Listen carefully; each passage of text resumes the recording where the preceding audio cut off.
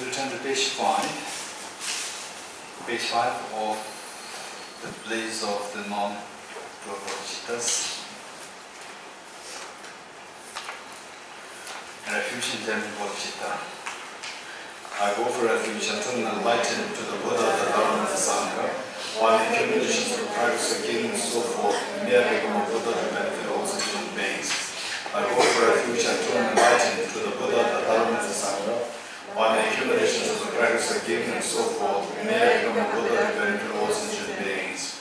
I go for refuge until enlightened to the Buddha, the Dharma, the Sangha, while the accumulations of the practice of giving and so forth may become a Buddha to benefit all sentient beings.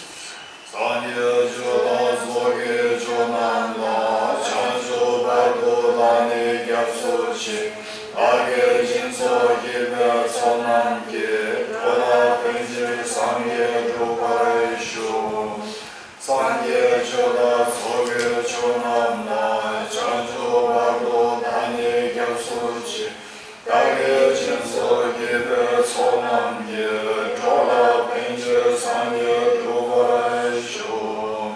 Sanya Joda Soge Chonando Chanjo Bardo Dane Gyapsochi Dage Jinso Gibe Sonamge Toda Penjir Sanya Dubaishu.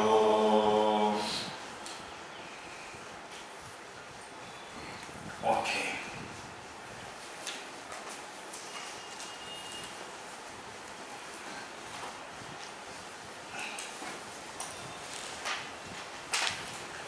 Which stanza we go reading? Which stanza? 74. 74.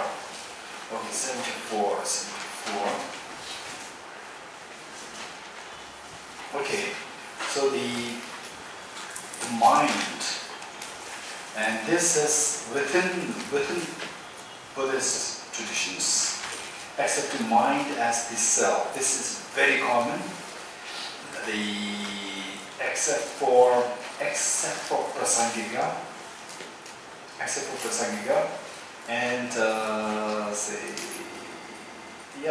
Prasangika, right? Except for Prasangika, either mind is the self, or the continuum of the mind is the self.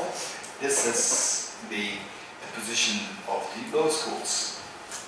Now, it is already rejected here that the mind, it is of, say, the three: past, present, and future. The past mind is not you. You exist now. The past is gone. It's just a memory, and the future is yet to come. And if there is something as a self, it should be the present mind. And the present mind also cannot be the self. Cannot be the self. How? Okay, let me put it like this. How? Say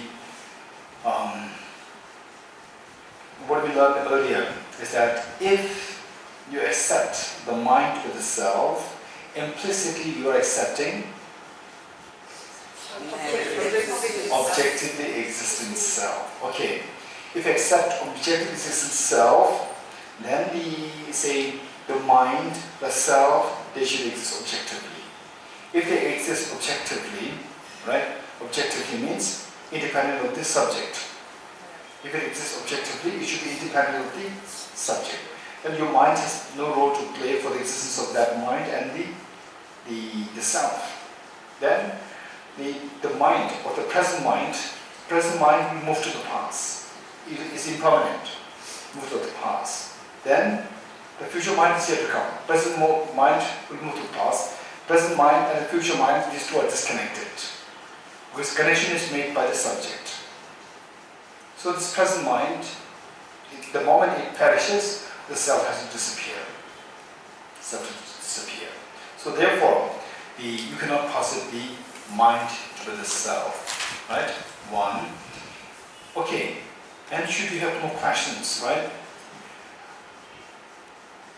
If you have questions, make it a point that somehow it's not necessary that everything must happen within these 3.5 days. If you have questions, don't keep questions yourself, okay, he may not be able to answer this, she may not be able to answer this group may not answer. Don't feel like this. Feel free to bring questions up. This is so important. In the process will grow. So for example, when we're doing this, although I studied this so many times, still, say because of this class I have to go to the revision, it helps me a lot for my learning. Likewise, it will keep growing. So therefore questions should not be, and even the questions will become more and more refined. You ask a question, you get an answer, again you get a new question, right? This is how our questions will also become more refined. In the process, your thinking becomes refined. Okay. 7.4. For example, when the trunk of the canyon tree is split apart, nothing is found. Like when sought to investigation, a self also cannot be found as an absolute thing. Okay, see, the point is that what is a self?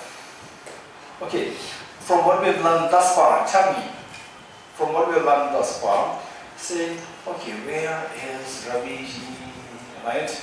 Then we say, then you look around, oh, he's there. Tell me, thus far, what do you understand by identifying Raviji? At what point can we go? Conventional. Conventional. What do you mean by conventional? No, speak your mind. Speak your mind. Body. His body. It's not conventional. Just see the person there. Just see the person there.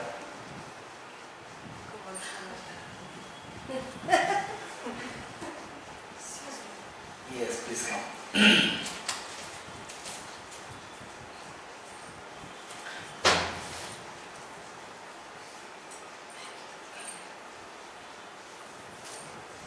Just see the person there, right?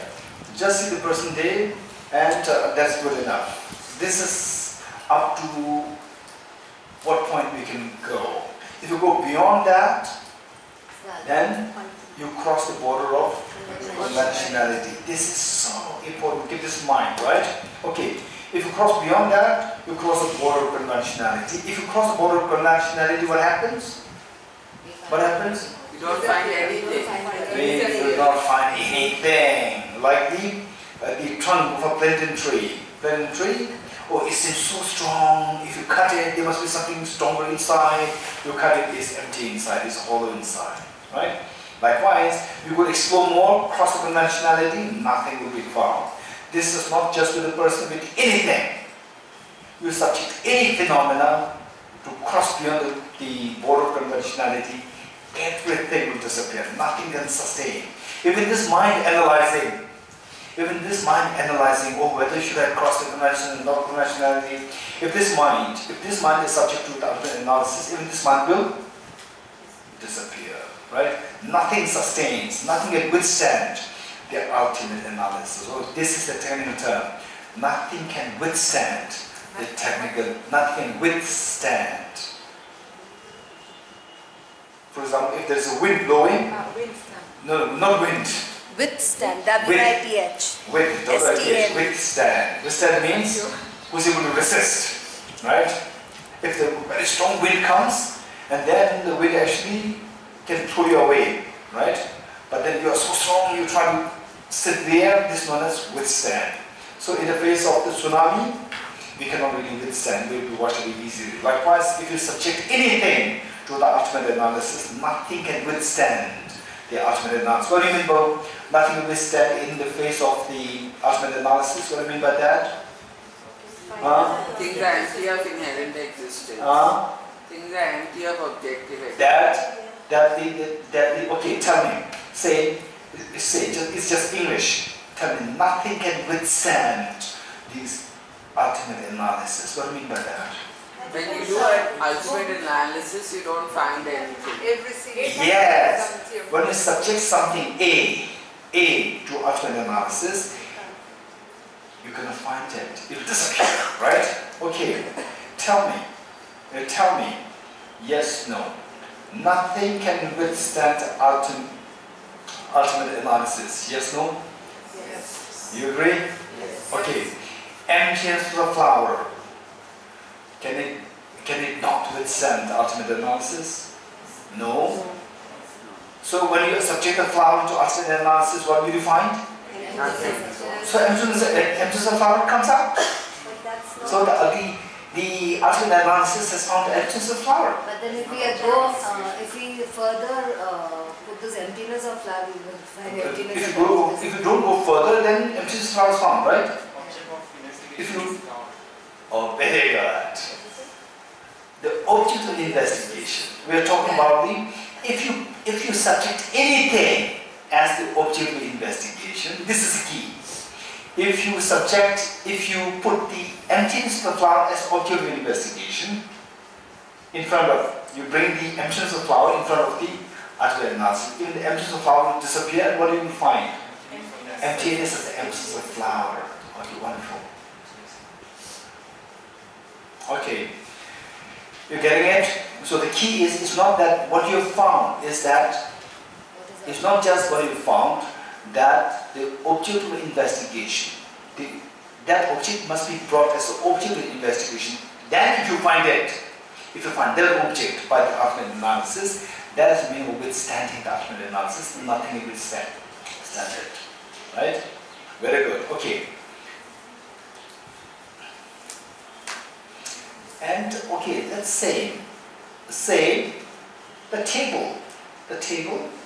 Okay, you take things like, where's the table? It's here, right in front of you. This is the one-dimensional analysis. Now you see the table. If you go beyond, oh, the top line is the table, that's the table. What are you doing? You are doing ultimate analysis. With the ultimate analysis, what will you find? The table disappear. Is it you believe in me, or this is a reality? Or later on, hey, if you substitute the table to ultimate analysis, then the table will disappear. Because once upon a time, 2018, I think in Montfort, Geshela told me, you will say this, or you will say that, yes, this is true. Somebody said, no, this is not the point. It's the truth that the table, if you substitute ultimate analysis, you will not find it. Okay, how will you say this later on? It's true. Okay, likewise the flower. Likewise the house. Right? Likewise the fan. This conviction must be gained. This is so important. Right? Okay. I said before, for example, when the trunk of a plantain tree is split apart, nothing is found. Likewise, when sought through investigation, a self also cannot be found as an absolute thing. As an objective real. 5. Suppose you ask, if sentient beings, okay, now this is a question, I think this is a question some people are challenged with yesterday during the break time. The question is, okay, with the emptiness, right? Somebody who creates nuisance on you, right? Oh, that is dreamlike, right? Then irritation subsides. That's good, that's very good. Then there's somebody who is suffering so much. Oh, no compassion, because there's also illusion, right? Your compassion also subsides, right? Your negative emotion subsides, plus your compassion also subsides because of the wisdom and emptiness. This is a question discussed yesterday, or somewhere. No? During the teaching. Rami and Rashmi, two of you discussed, right? And then the Rashmi got stuck. Now Rashmi, you get the answer here.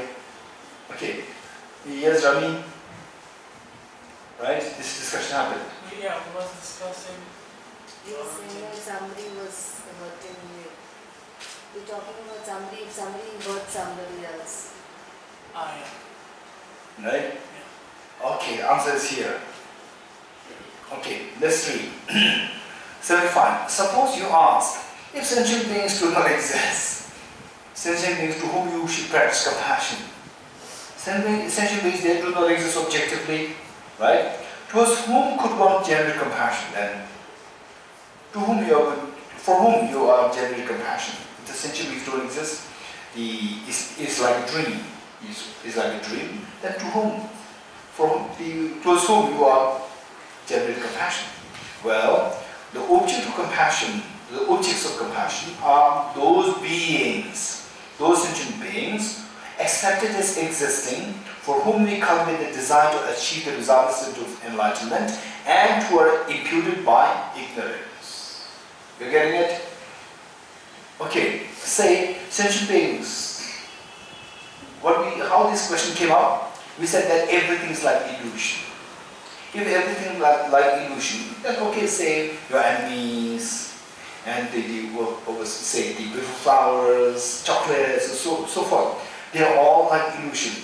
Then attachment, anger, all this subsides. That's very good. But then the sentient beings are also illusion, right? Not only the bad things, good things, they arise afflictions, they are illusions, but even the sentient beings are also the illusion-like. If they're illusion-like, then just as your negative emotions subside, compassion also subsides. Because they're illusion-like. Don't worry, they are sick, they are dying, they have these problems. Oh, these are all illusion-like. Compassion also subsides. So this question. So these sentient beings, the object of discussion, these sentient beings, they are illusion-like, but they suffer, they go through illusion-like pain, right? If we help them, the illusion-like pain will disappear and illusion-like happiness will happen. This is what everyone is seeking, right? This is what everyone is seeking. Okay, illusion-like. When we say illusion-like, we get the impression, illusion. So this question arises when we get impression. Illusion-like means illusion. Although orally we don't say this, but mentally it can come to our mind. Or illusion-like means it is like imaginary. Okay, so it says that there is some illusion-like sentient being, and more detailed answer will come later. There's an illusion-like sentient being there, which means sentient beings, they don't exist objectively. If they're empty of objective existence, what does it mean? They exist by dependence. They exist by dependence, dependent origination. If they exist by dependence, their suffering also exists by dependence. By dependence on poverty, by dependence on the self-grasping ignorance, by dependence on others bullying, by dependence on lack of medicines, by dependence on lack of health, lack of, say the health and the conducive factors, environment, so they suffer. So this is the meaning of the illusion line. It's not that they don't exist. If by dependence on they suffer, what are the factors? Dependence upon which these sentient beings suffer. Remove those factors. You can help the sentient beings by removing those factors, right? And then say, when there's no food, remove the factor of lack of food and bring food there, and hunger will disappear. Illusion like hunger will disappear. And if they suffer because they don't have the thinking pattern, no education, right? Lack of education, remove that by replacing with education. Right? So that way, say, knowing that sentient beings are empty of objective existence, you should see the sentient beings as dependently originated. The suffering also dependently originated. Because the suffering also dependently originated, dependence upon which they suffer. What are the factors dependent on which they suffer? This we have to explore. Then, knowing that these are the factors which make the sentient being suffer, you remove all these factors. Replace them with the good factors. Then the sentient being will be freed. Right? This is beautiful. This is how we understand that the meanwhile, right? This is one thing. And another thing is, okay, in your meditation, for example, a person who is suffering, in your meditation, you split the person into 5 aggregates, or the 6 elements. And then where's the person disappears, right? What really is there is the 6 elements. If there's something there, it's the 6 elements. Right? The person is not really there. The suffering person is not really there. Not really there meaning, not really objectively there. But if there is something there, it's the 6 elements. And the 6 elements, they suffer, I don't care, it's fine. If the person suffers, then it matters. Right? Okay, what's really there is the 6 elements. But on the basis of the 6 elements, from distance, conventional analysis, then appears the person. Right? How does this person come? How does this person come? From the object, there's nothing, there's a person. Then the appearance comes as a person. You getting it? Okay. Most of you, I would say, most of you know this analogy which I used to give, right? Say, this Buddha image.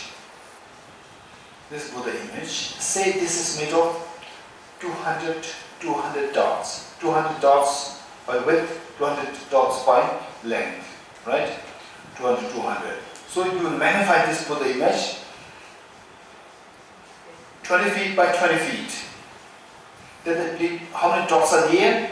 200 into 200 is 40,000 dots. 40,000 dots make the Buddha image, this small Buddha image. Now you magnify this 20 feet by 20 feet, what happens? Then the dots will be enlarged and the distance between the dots will be also enlarged. Right? So, as the distance is enlarged and it's huge, the dots become so visible. You getting it?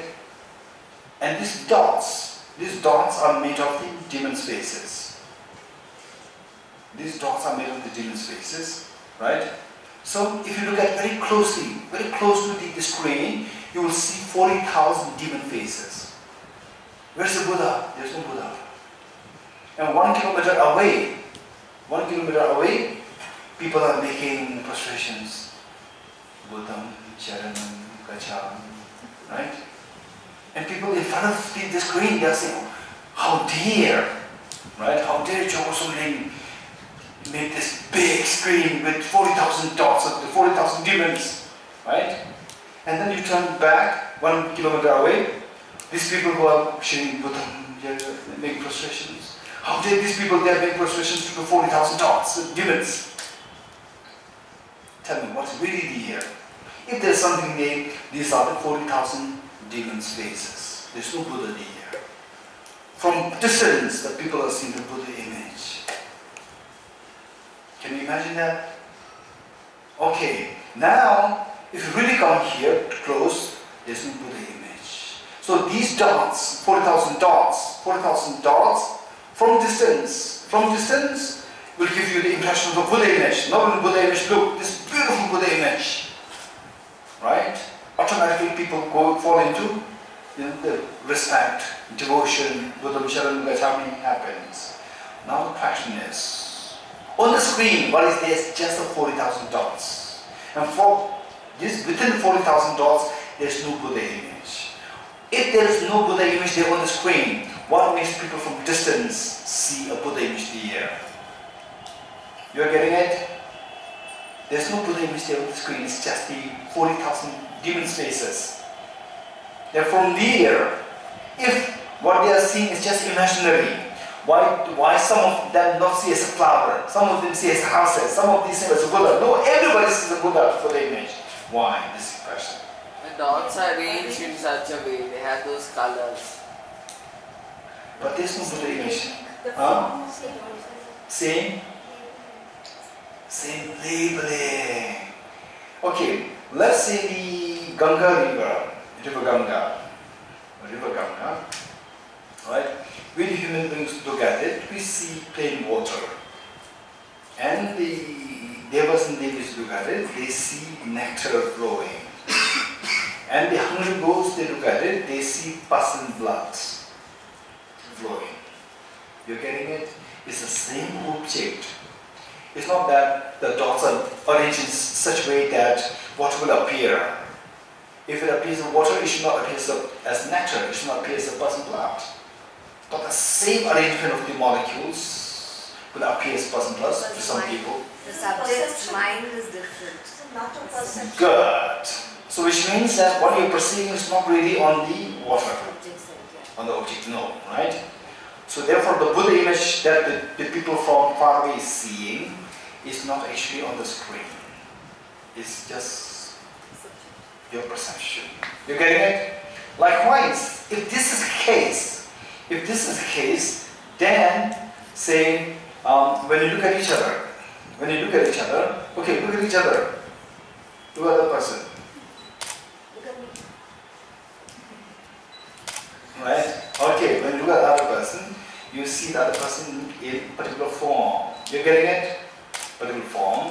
So this particular form, tell me, is it really deal in the arrangement of the atoms? Which atom is that particular form? None. if you go on the atomic level, this person which made you to smile is not there. It's just millions of atoms there. And none of the atom is that person which made you smile. But these atoms, put them together, from distance you see as a person, and that made you smile. Right? In actuality, okay, now, actually, we are all crazy. Because that person which made you smile is not really there, still we're smiling. Right? It's just a bunch of atoms. You're smiling with a bunch of atoms. Now, if you think, okay, think of the same person. Think of the same person. Close your eyes and think of the same person. Okay, nobody is smiling. If you smile, then you will have to go to mental hospital. Now tell me, why you are not smiling now? Why you are not smiling now? Because you know that what you are seeing is just your perception, it's not objectively there. You getting it? When you know that it is coming from the subject, you don't smile. Whereas, right, what comes from the subject, if you smile, you think and you smile, you start smiling, people say that for sure, it's time for you to go to mental hospital. They'll take you to mental hospital. Even you say, I'm fine, they'll take you to mental hospital. Actually, everybody has to be taken to mental hospital. Don't smile with the other person who's there. There's nothing really there which makes you smile. Right? And still we are smiling. If you don't believe, look at the other person and see. Again, you are smiling. Which means that again you are seeing something which is not really there, and you smile at that perception. In fact, you are smiling at the perception you have created. Yeah. This is crazy. So everyone is crazy that way. Right? So therefore, if you smile in what we have created with closed eyes, that's a crazy within craziness. So that the crazy people call us the crazy. Right? Actually, everyone is crazy. Who take the view as they're also crazy themselves. Right? Okay, so the point is that this is our creation, and on that basis, on that level, that everything operates. Everything operates on that level. Right? Beyond this perception, there's nothing really there. And yet, everything operates so efficaciously on that level. It's amazing. When will we really get this feeling? You get a glimpse of emptiness, then you stay on this, you practice more, you stabilize with this practice, and slowly, and then of course, read the stages to emptiness more, stages to emptiness more, right? Stages to emptiness more, yet don't be complacent, and study this text more, study the what is that? I'm again saying the same thing, okay, Avatar more, and slowly study this more. Keep enriching yourself with the studies.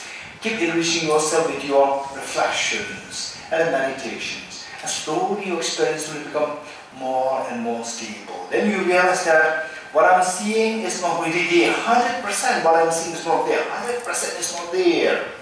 You will get this good vision. 100% not there, but my mind is creating it. And everything operates. This person, is also just how it appears to me. Not really there in the object. Likewise others, likewise the flower.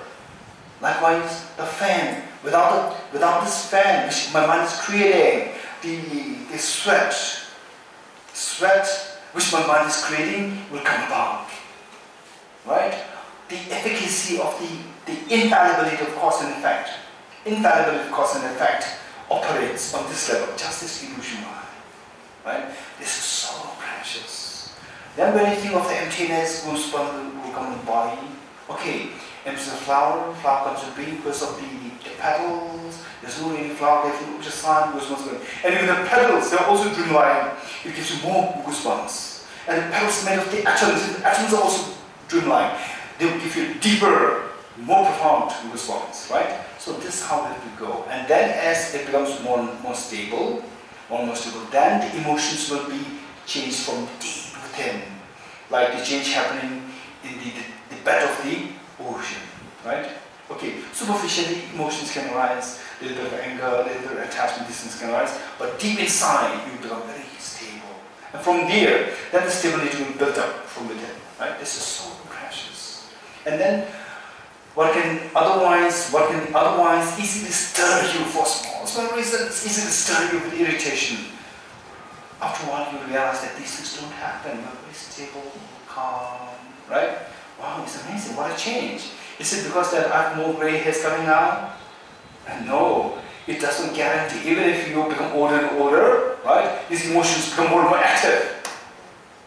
But with the meditation, it's because of meditation emptiness that you become older and older, you become more and more calm, right? Okay.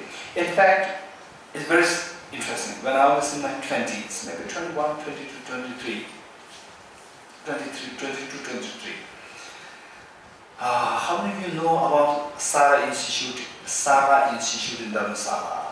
Sara Institute, not Seda, Sara Institute in Dharamsala. One, two, there's an institute known as Sara Institute, which one of my teachers, one of my principal teachers, the author of the book, Bodhisattva, he started the institute. Okay, when I started this, I was just in my 20s. I learned the geometry of this from the school, so he's very smart. He did not learn geometry, nothing, but he knew that, okay, this young boy, he's good in all these things. So he would say, every Sunday, no Sunday for me.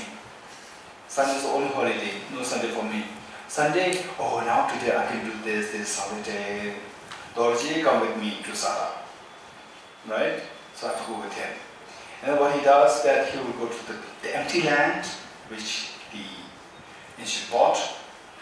And then he will say, okay, and then great Bodhisattva. So therefore his book, Bodhisattva, this book, what he wrote, it really reflects his thinking.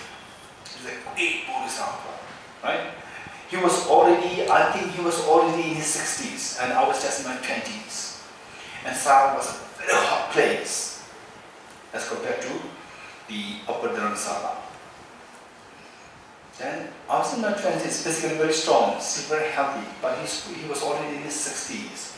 And it does hot sun, after the scorching heat, he would just stand up there, then he would make the plans, he would tell me, okay, here's going to be the main hall is going to be like this shape, you know, and the door will be here, windows will be here. He would just plan all these things and I have to note them down in my notebook. And then on that basis, I have to, on the graph sheet, the architectural sheet, big graph sheet, I have to draw what he actually mentally thought and told me. I have to draw everything. Then I have to go take this to the real architect. And the real architect already was 80 years old. So, now I would say that he is a great practitioner, I would say. Right? What he would say is that every time I go to take this with me to give my sketch to him, then he would serve me tea. And then I don't know how the discussion came to be. The discussion was about how much he's going to charge for making the proper design. Mine was just the amateur design. So he would, on that basis, he would then draw the foundation for this. So he said that, okay, now so this is what he said. Okay, now I'm already in my 80s. If I'm not careful, right, as the men, as the people, as the human beings, as a human being, you grow older. I, as a person, grow older, but my attachment can become younger. He said, right? So the point that I'm saying is that as we grow older, it doesn't mean that you become automatically more calm. It's not a fact. Some people can become even more aggressive and more attractive. Whereas with the wisdom of emptiness, we can grow older. Every day you become older, right? But then as wisdom of emptiness, it really, gets into you and you start imbibing the wisdom of emptiness. Then what happens is that your negative emotions will slowly come under control and you become a very stable person. Okay, this is so precious. Okay. Yes? You're always saying that something is not existing objectively because it's existing dependent. Now, why would the Chittamatas and the Swatantrika Madhyamikas, philosophy is full of excellent minds. Why would they not see that something is empty because it is dependently arising? Don't they agree that it's dependent on inertia? Wonderful question. Did you follow the question? The question is, okay, correct me if I'm wrong. The question is that, say, all these things are empty of objective existence. What reason the author gave? Because they are dependently originated. If this is reasoning, right? Why not the Chitmatra philosophers, by the Swatantra philosophers? They are also very intelligent. Why don't they understand this? Why don't they understand this? Right? They're very intelligent. Why don't they understand this question? Okay. Anyone?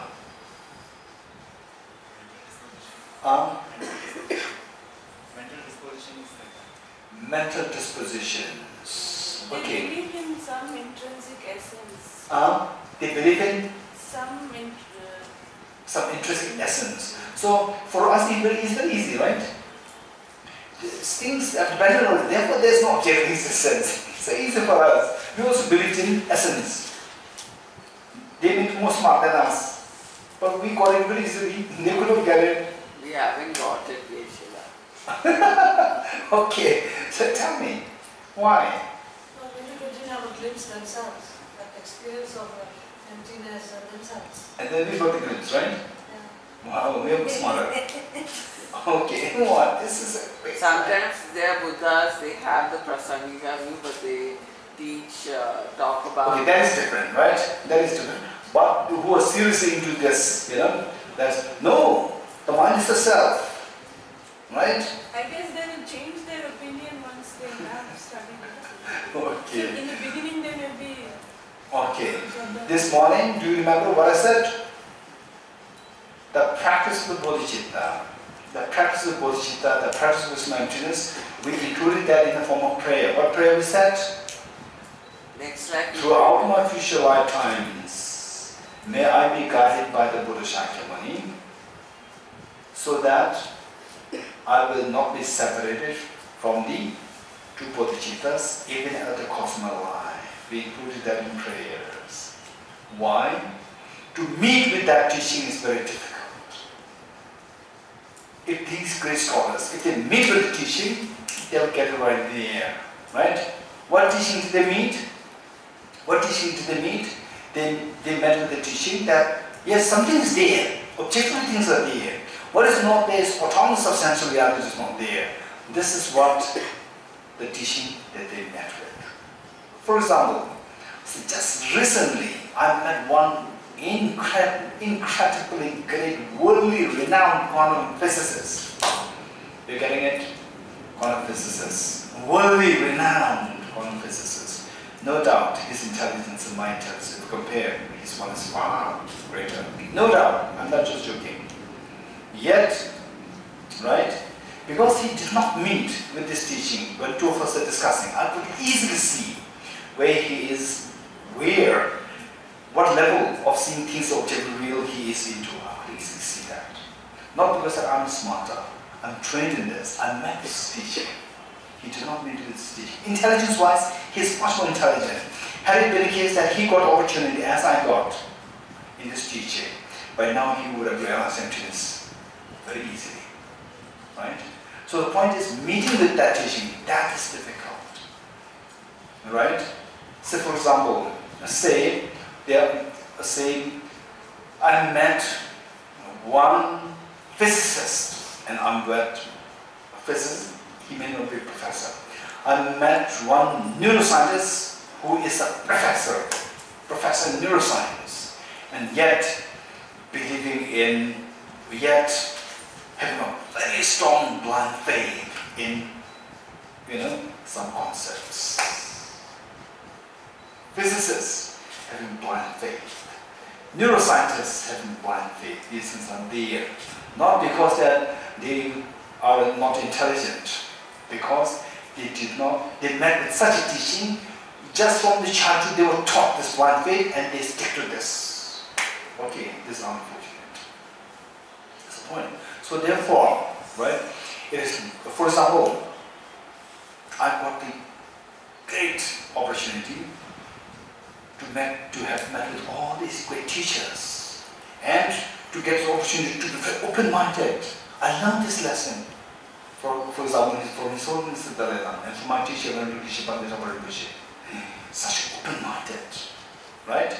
So I got this opportunity to learn all these things. Had it been the case that I am into another stream, impossible, very far away from, from what I've learned thus far. So therefore, it is not easy. Even to meet, first we have to meet with that teaching. To meet with that teaching is very difficult. So first we have to study more, and then we have to include in prayers. These two things have to be done. Right? Okay. Next. Okay. Now, selflessness of phenomena. So person, finish. Now the selflessness of phenomena. For the selflessness of phenomena, this is what we have to know. This is a very important topic now. Selflessness of phenomena. How Acharya Chandrakirti explained that in Madhyamika Avatar, and how Bodhisattva Shantideva is explaining here is very different, right? Selflessness of phenomena. Bodhisattva Shantideva is explaining for selfless phenomena on the basis of what is known as the four mindfulnesses, Satipatthana. Four mindfulnesses, Satipatthana. Right? Four mindfulnesses. This is beautiful teaching. Four mindfulnesses. And there's always a reference, and this is what the Theravada practitioners, Theravada, the tradition holders, and they are very familiar with Satipatthana Sutra. Right? The sutra on the four mindfulnesses. This is very important, we must know this. Okay, before we go through the text, let me share with you what these four mindfulnesses are. Right? Okay.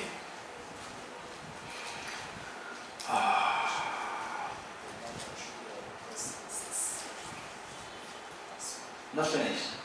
Okay. Not finished. I've read it already, right? I read it 76. Since no? I do not read it? No. Okay. Yes? No? Okay, let me read it again, this matter. It will help me to imprint another imprint in my mind.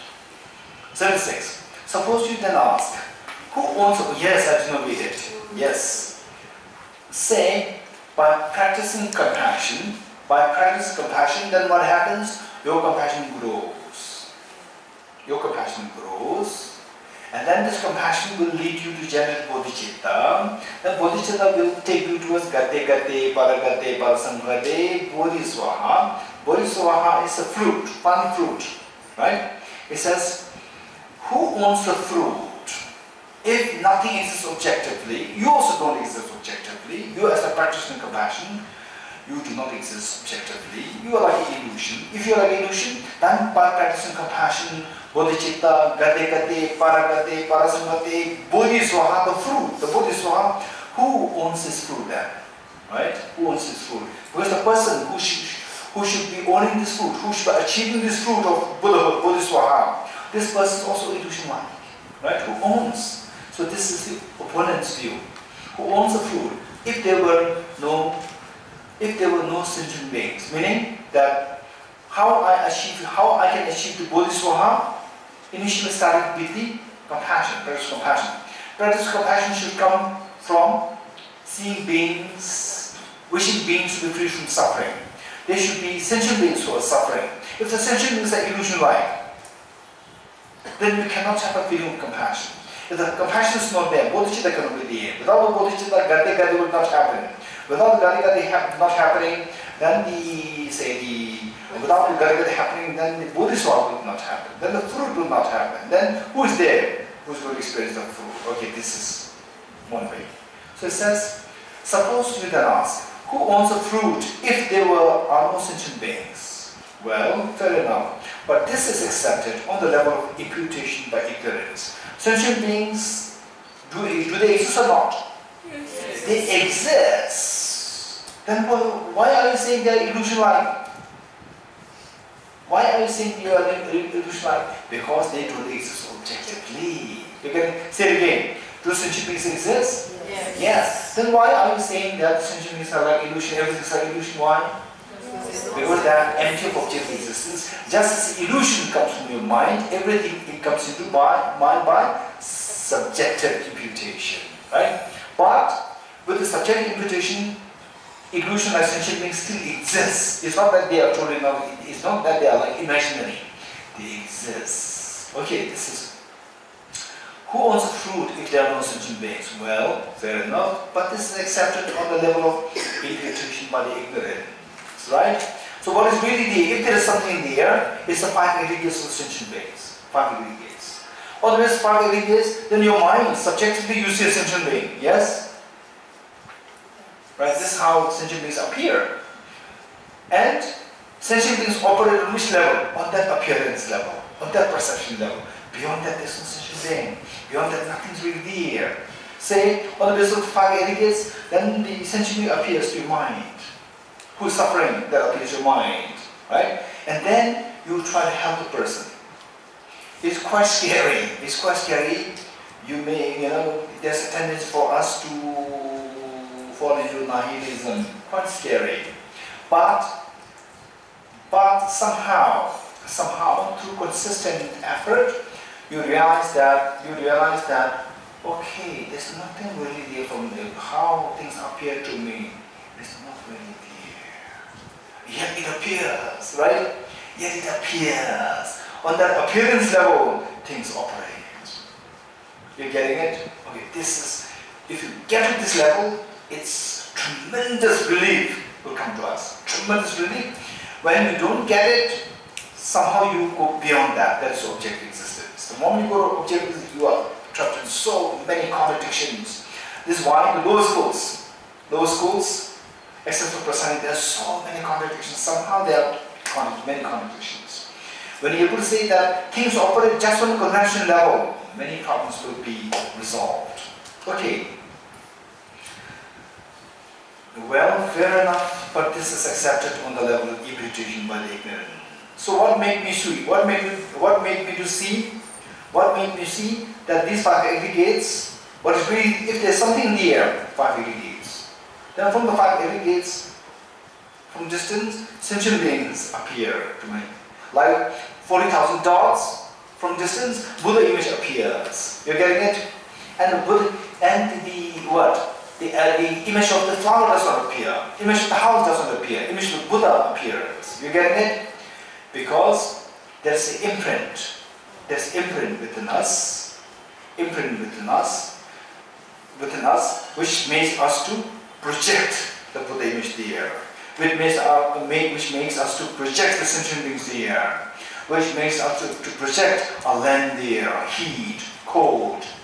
This is how it is all projected by the mind. For example, in the dream, let's say, in the dream, you feel very sad, you go out, you meet with your mother smiles at you, you're very happy.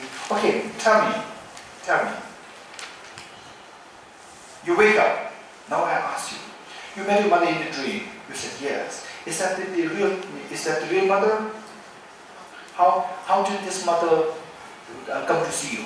No, it was just my mind which created this. Everything in the dream was just what your mind created.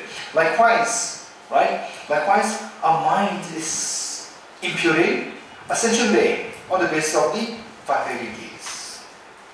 So sentient being is imputed, but what about the 5 aggregates? Even the 5 aggregates are also imputed. Right? Okay. For the sake of the result, in order to completely pacify suffering, okay, now, say, to pacify the suffering of the sentient beings, to clean your mental defilements, although the sentient beings, they are illusion-like, still, don't abandon this illusion-like sentient being. By dependence on you, helping the illusion-like sentient beings, the sentient beings, illusion-like misery will disappear, and the illusion happiness will come out. And this person, the sentient beings, they want that happiness, which you see as illusion-like, which they see as objectively real. That's what they're seeking. right? You give this to them. But if you abandon them, they are like illusion. They are like illusion. If you abandon them, then they will not get the happiness which they are seeking. This happiness which they are seeking, from your side, this is illusion, right? From their side, this is objective real, right? What they are seeking is that happiness. Okay, how many are seeking happiness? All of us, right? We always seek happiness. So this happiness they will be seeking. How do we seek this happiness? Objective real, subjective real. Objective real. And the Buddhas and the enlightened beings, they see the happiness that we are seeking as subjective, as illusion-like. So they will help us knowing that what we seek is something which we call as objective real happiness, which essentially the enlightened beings see as subjective real. This is what is seeking. So when you become enlightened, you will see the same thing. You will see the suffering of others as illusion-like, and the sentient beings continue to see that as objectively real, not illusion-like.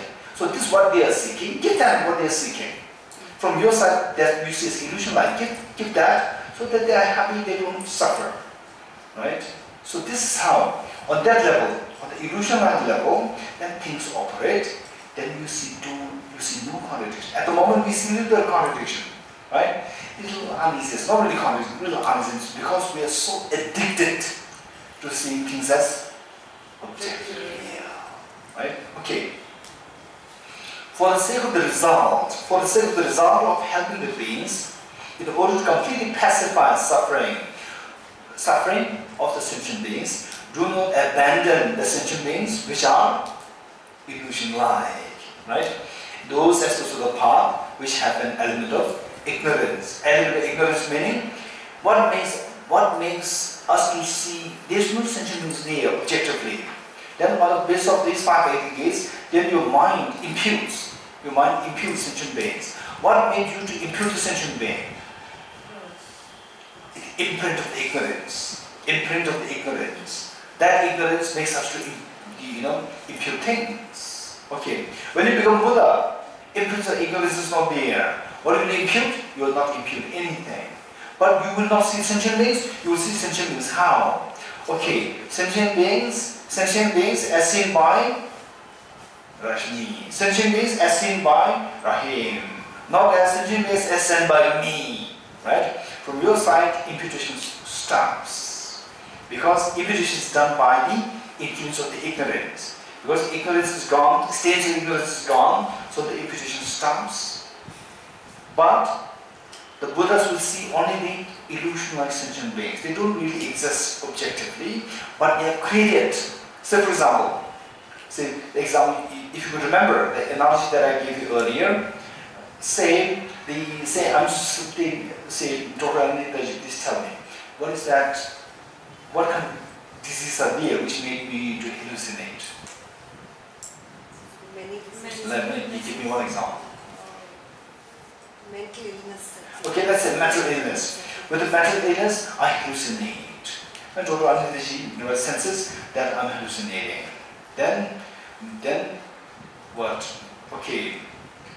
Then Dr. Anita will tell Rain, hey, take Geshela into the house. Why should he be perfectly fine? Right? Blood pressure, everything's fine. Right?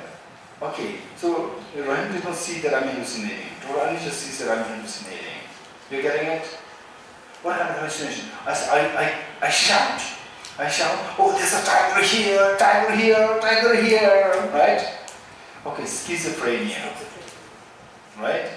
It's very scary for the person. It's very scary. Okay, so then you take me inside. What I'm seeing? I'm seeing tiger here and there. You getting it? Is there a tiger? No. Is there appearance of the tiger? Yes. Appearance of the tiger is there? No there? For you, yes. Oh, for me, yes. Otherwise, no. Appearance of the tiger does not exist. It exists. It exists. You. No, it exists. You getting it? It exists. Right? Okay, say a child and a father. father is so unkind to other people. Other people all describe this person as a very unkind person. And the child, the father loves the child so much, so kind, ready to give his life to the child. Child will never say, this is a very unkind person. No. He's a very unkind person with respect to other people, but he's very kind to me. You getting it? Is there the element of unkindness? Yes. Is there the element of kindness? Yes, both are there. Likewise, the tiger is not there, but the appearance of tiger is there. Appearance of tiger come into being because of what? Because of my hallucination. What made me to hallucinate? My ignorance. Yes, no? Yes. Right? Because of my ignorance, the appearance of the tiger came into existence. Likewise, because of the ignorance of sentient beings, all phenomena came into existence. You're getting it? This is so important. Okay.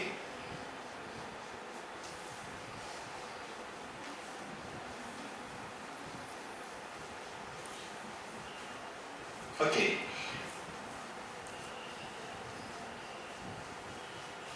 Okay, let's say, listen, one example, and the example that we need lots of examples in order to, the concept per se may not be too difficult, but it becomes very difficult because we have the chronic illness. Chronic illness of seeing things as objective real. So we have to dismantle this from many examples. So one example which would be helpful for us is that, say, you build a house with 2 rooms, let's say, with 2 rooms. So one room is going to be your bedroom, other one is going to be your living room, right?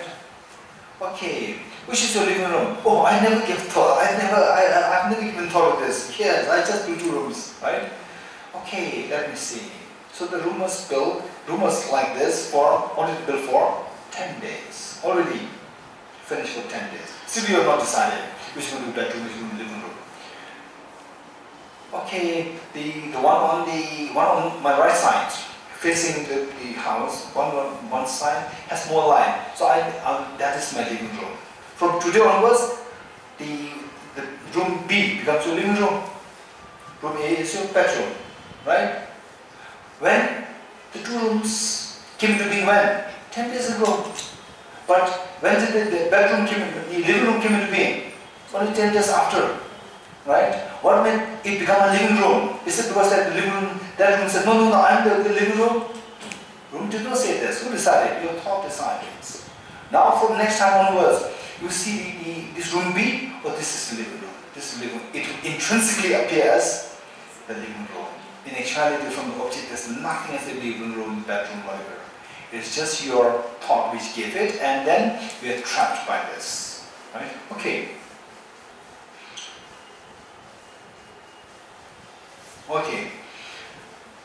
Okay, now the self-essence of phenomena.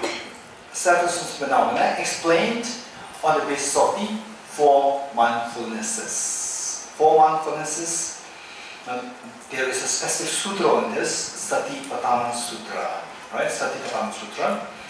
And this is common, this sutra is common to the Theravada, the Buddhism and Mahayana Buddhism. In fact, what we can say is that all the sutras used by the Theravada tradition can be equally used by the Mahayana tradition. Don't forget it, right? In fact, Theravada teachings are like the foundation for the Mahayana teachings. These 2 are not 2 separate teachings. Theravada teachings are to be embraced by the Mahayana teachings, except for 1 or 2 points. Except for 1 or 2 points. Anyone who can tell me what could be those 1 or 2 points? No, Theravada teaching, we don't have Bodhisattva. They don't have Buddha nature. No, did you follow my question? Okay. Choe's name, I think we need to learn one exercise. We need to have one exercise to listen to the question well. Right? My question is, except for 1 or 2 things in the sutras accepted in Theravada, the rest can be so well accepted and practiced, not only accepted, but practiced by the Mahayana practitioners. What are those exceptions? One or two exceptions. Objective existence. Emptiness of the objective. Objective existence. And perfection. Huh? Perfection. Okay, SPC, right? Including SPC, all of us, we should learn how to listen to the question well. What's my question? Except for the few things. Okay, out of millions of things, okay, listen, I'm going to make it easier now. Out of millions of things taught in the Theravada Sutras, Theravada Sutras except by the Theravadas, right? Out of millions of things taught there, except for one or two things. Where? In Theravada. In Theravada Sutra, right? All others can be not only accepted, can be practiced by the Mahayana practitioners. One of those two things, yes. Is it that in Theravada they have this concept that nirvana is the ultimate, but in Mahayana we believe that, Mahayana believes that nirvana, beyond nirvana we have to go because we have to also Achieve Buddhahood. achieve Buddhahood. Okay, so what is the question? No, what's the point? What's that point? We should not accept Practice what? nirvana. Oh, we should not accept. No, we should not accept nirvana for our own selves. We should not accept nirvana as the ultimate. Ultimate, yeah. I don't know whether it says that nirvana is the ultimate. I'm not too sure. Anyone else? We should not accept, we should No, not what is said there? Say A, subject A, concept A is taught in Theravada Sutra, which Mahayana practitioners cannot practice. Okay, what are those things? Self-liberation. Huh? Self-liberation. That is nirvana. Theravada focuses on self. Very good. So one is that personal liberation. I should achieve liberation for myself. That's what I said. Nirvana is No use. liberation. Say again. Nirvana per se is not self-liberation. Nirvana, even the Bodhisattvas also have to achieve it. Bodhisattvas, when they reach the 8th bhumi, they will automatically achieve nirvana. They are yet to become Buddha, but they will achieve nirvana. Right? Okay. So, like, say, seeking personal liberation, these concepts are taught there. So, these things cannot be practiced by the Bodhisattvas, right? Otherwise, the Satipatthana, right? The Satipatthana practices, the four mindfulnesses, all are to be practiced by the Bodhisattvas also. Okay, the question, what are the four mindfulnesses? This question. First, the mindfulness of the body. Mindfulness of the body, mindfulness of the feelings, mindfulness of the mind, mindfulness of the phenomena. Very good. Good to you. Four mindfulness. Mindfulness of the body, feeling, mind, and phenomena.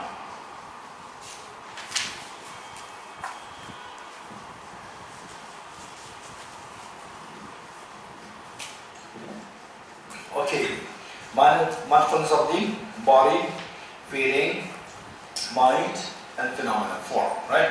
So mindfulness, the four mindfulnesses can be understood in two ways. One which is commonly taught in the Hinayana Sutras as well as in Mahayana Sutra. One. Other one is uniquely in the Mahayana Sutra. Two. There are two. Okay, in fact, this is a beautiful practice. Okay, let's say that Four Noble Truths and the 16 attributes. How do you relate the 16 attributes with 16 attributes or the 16 attributes with the Four Noble Truths? How do you relate the two things? Anyone? What are the Four Noble Truths? Truth of suffering, truth of cause of suffering, truth of cessation of suffering, truth of path leading to cessation. So each of these four truths, they have four characteristics. Each of these have four characteristics. So with the first truth, what are the four characteristics? Impermanence, suffering, emptiness, emptiness and selflessness. 4, right? With the first truth, the 4 characteristics as the 4 characteristics or the 4 attributes associated with the first truth, truth of suffering, are, what are they? Impermanence, suffering, emptiness, and selflessness. Okay, these 4, don't forget it. Now, Satipatthana, or the 4 mindfulnesses, how that is understood commonly by both the practitioners, both the traditions, Theravada, Mahayana, or the Hinayana Mahayana, is related to the 4 characteristics of the truth of the suffering. You're getting it? Okay, let's see. On one hand, we have the mindfulness of the body, feeling, mind, phenomena. 4. Okay, tell me, very quick, tell me, what are the 4 objects of mindfulness? Very quick. Body, feeling, mind. Okay, I want 4 people to volunteer. Okay, raise hands. Who will tell me what the 4 are? Yes, Raviji, what are they? Body, feeling, mind, and phenomena. Very good. Anyone else? Very quick. Body, feeling, mind. Very good. Anyone else? This is so easy. Why is asking us to repeat as like small children? I know this was going in your mind. Okay, very good. Now these 4, how the 4 mindfulness explained in the commonly explained, the common interpretation for understanding the 4 mindfulness, common to the 2 traditions. Okay, this is what we're going to explain.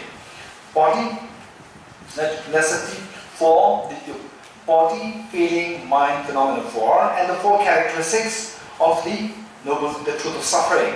Right? We have to correlate the 2. Let's say the body. The body of the 4 characteristics, what is more close? Suffering. Body as a nature of impermanence, suffering. What is left now? Emptiness. Now only one is left. Someone else say the 4th one, then everything is there. Selflessness, right? Okay, one of them should be correct. Okay, we're not too sure. Leave this. What is the second one? Feeling. Tell me. Feeling correlates with what? Emptiness, selflessness. Everything, Geshela. All of it. No. Unpleasant feeling can be suffering. Very good. Thank you. Okay, now we got one at least. We got one. The feeling to be suffering nature. Feeling relates with the suffering. We are still left with the body. Body, keep it aside for the time being. Okay, body, keep it aside for the time being. What we are very sure we will do that. Feeling as suffering. What is number 3? Mind as emptiness. Wow. What is the difference between emptiness and selflessness? How do you define selflessness? Good question. Very good question. Thank you. Okay. Okay, how do you distinguish between emptiness and selflessness? Okay, emptiness and selflessness in the context of the 4 characteristics, right? Say the label. Do you remember the president? Obama came. Okay, let's say SPC came and went to the Shantideva, right? Went to Geshe. Hey, where's the president? Right? And Geshe said that, oh, our president is there and they are there. Right? And then, what made you to call our president? Montfort person, the chairman, whatever, he's asking the president's coming. Right? No, where's the president? Then you approach the chairman of this. Which president? Why? Because Obama is coming. He's looking for the president. Which president he's looking for? Indian president, not the local, the small institutes, the president or the president of the college, president of the institute, president of NGO, no. Right? So with the same label, different connotations are there. Likewise, emptiness, selflessness, with the same label, there are different connotations. Right? So emptiness and selflessness in the context of the four characteristics of the noble truth of suffering. Right? There is very gross emptiness, selflessness in the context of the Four Noble Truths. The first truth of suffering, characteristics of the first truth, these two are very gross. So what are they? Okay, let's say that I, the person, I am empty of autonomous substantial reality. Right? This is what I like to prove. I am empty of autonomous substantial reality. How? How are you empty of autonomous substantial reality?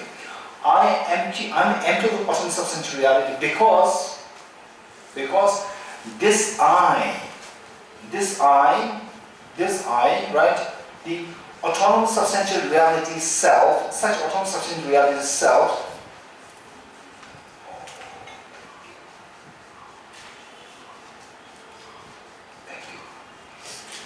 okay, so this self, autonomous substantial reality self, it doesn't exist one with the parts, it doesn't exist as different from the parts, right? So this self, autonomous substantial real self, if it does exist, it should be either one with the parts or different from the parts, but such a self doesn't exist as one with the parts or different from the parts. Therefore, such a self, autonomous substantial self, doesn't exist. So, such a self, autonomous substantial self, doesn't exist. That is the understanding of the emptiness of autonomous substantial reality, the main thesis. So, to know this thesis, we use the two smaller premises, saying that such a self is not one with the parts, is empty of being one with the parts, is empty of being different from the parts. You're getting it? It's empty of being one with the parts, is empty of being different from the parts. For example, say this morning when we were doing meditation, do you remember? Do you remember how we did? So this person, if the person were to exist objectively, then we go closer to this object, and what we see is we just see the 6 elements. Is the person to be identified as one with the elements? No, none of the elements is the person. Remove that. It's not one with the person, not one with the parts. Now, is the person different from the parts? No, remove the 6 elements, nothing is left there, no different from the parts. So it's not one with parts, not different from parts. What is this indicative of? This is indicative of the person to be empty of objective existence. So empty of objective existence, this is the main understanding. For this, we understand it with the help of seeing that this person is not one with the parts, is empty of being one with the parts, and is empty of being different from the parts. So empty of being one, empty of being different. There are two. You're getting it? So empty of being one is the understanding of selflessness. Empty of being different is the understanding of emptiness. Right? So combined together will give rise to the more profound understanding of the emptiness of objective existence. So these two are very gross as compared to the main thesis. That the person is empty of being one with the parts, that the person is empty of being different from the parts. Empty of being one with the parts is what? Selflessness. Empty of being different from the parts is emptiness. In the context of the 4 characteristics of the truth of the suffering, noble truth of the suffering, right? So that sense of emptiness in this context is much grosser as compared to the usual understanding of selflessness and emptiness. Okay, so with this, I'm going to now go back to the four mindfulnesses. Okay, let's see. What's the first mindfulness? Mindfulness of body. So the body, have you heard anyway in the teaching, or have you read somewhere in the teaching that as a remedy to attachment to the body, we have to meditate on the impurity of the body. Do you remember that? Yes. Huh? Okay, don't forget it.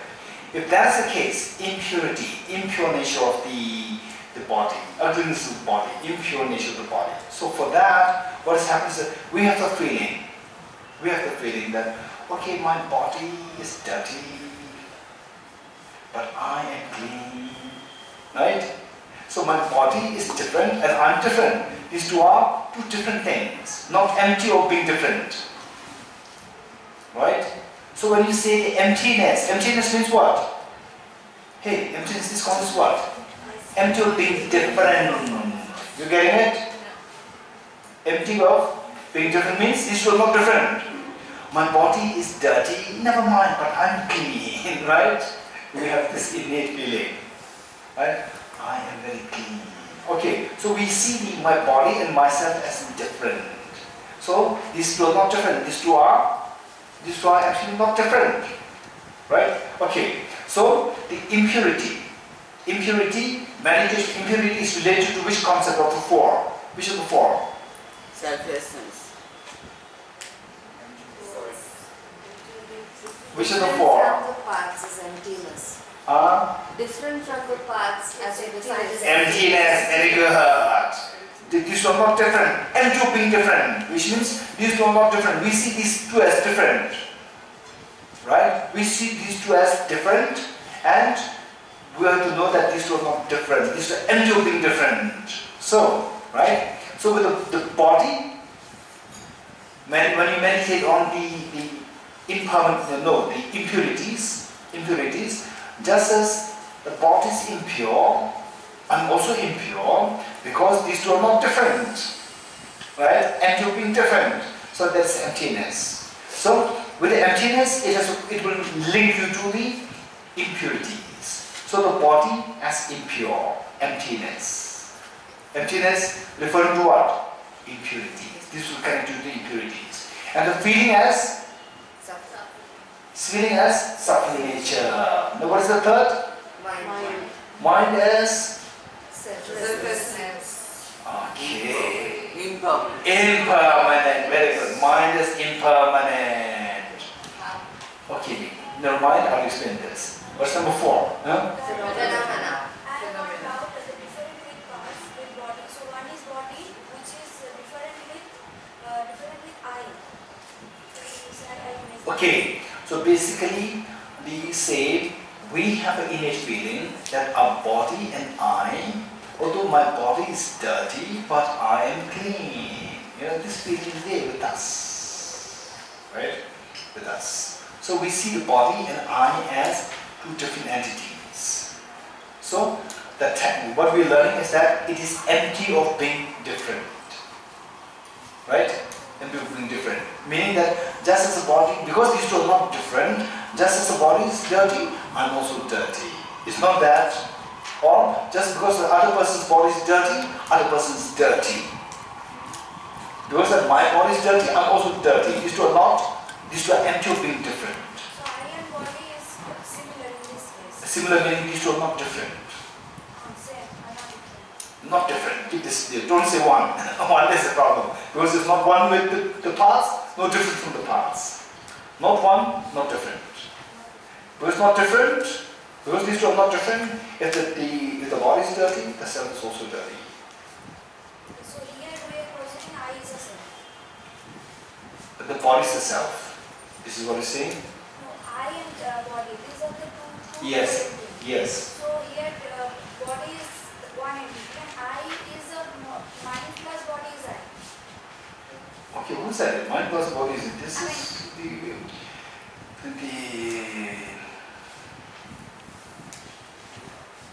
only the said now it is implanted because he said 2 or 3 things which are very pertinent and like gem. Something else we said that also became like a gem. It's not a gem. The body and mind together is of the self. This is not true. Body and mind together, then the self is imputed. Body and mind together is not the self. The self is imputed on the base of the body and the mind, right? Okay. Okay. For the timing, what we have to say is that body and mind, these two are not body and the what? Body and the self. Body and self, these two are not different. Right? These two are empty of being different. Just say this and stay there. Don't go to further the deduction. Right? Say the body and the self, these two are empty of being different. So that's emptiness. Right? Emptiness in this context. Okay. So we have the body as empty, which means impure. And the feeling as suffering. Now, mind as impermanent.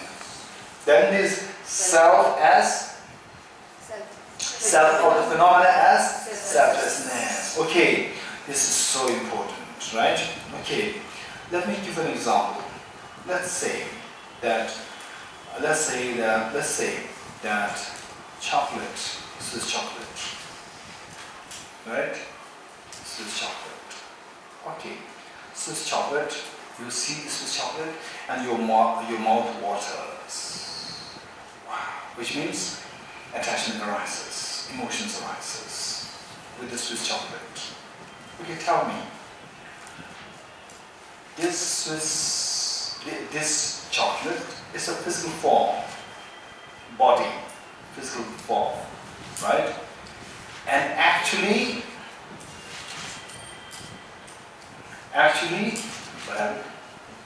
okay, actually, are you really attached to the form of the Swiss chocolate?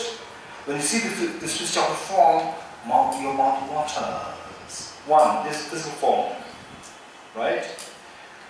Then, okay, look, this is very important.